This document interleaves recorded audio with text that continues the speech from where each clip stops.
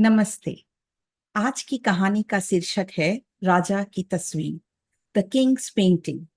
बहुत समय पहले की बात है। एक राजा था। वह राजा बहुत ही बलवान था। उसके राज्य में सभी लोग बहुत खुशहाल थे।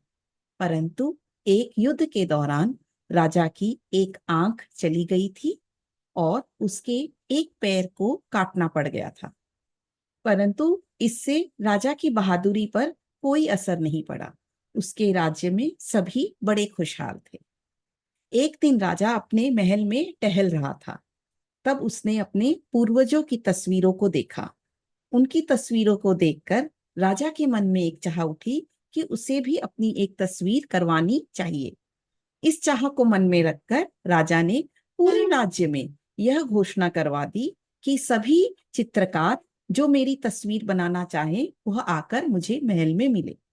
परंतु चित्रकारों को भी डर था, इसलिए कोई भी नहीं आया। अचानक एक चित्रकार आया और जिसने राजा से कहा कि मैं बहुत सुंदर तस्वीर बनाकर लाऊंगा, जिससे सुनकर राजा को भी बड़ी प्रसन्नता हुई। कुछ महीनों के दौरान वह राजा की तस्वीर लेकर आया। जैसे ही तस्वीर से पर्दा हटाया गया, राजा तस्वीर को देखकर बहुत खुश हुआ। चित्रकार ने राजा को एक घोड़े पर बैठा दिया था और उस घोड़े के साइड में जिसमें राजा का पैर एकदम सही था, वह पैर दिखाई दे रहा था। और राजा के हाथ में एक तीर थी जिससे वह शिकार कर रहा था।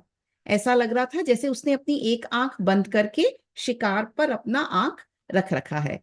इस वजह से राजा की तस्वीर बहुत ही सुंदर बनकर आई। राजा ने खुश होकर चित्रकार को ढेरों इनाम दिए। तो इस कहानी से हमें यह सीख मिलती है कि हमें अपनी कमजोरियों पर ध्यान न देते हुए अपनी ताकत पर उस पर और काम करना चाहिए और अपनी ताकत को और बलवान बनाना चाहिए। धन्यवाद।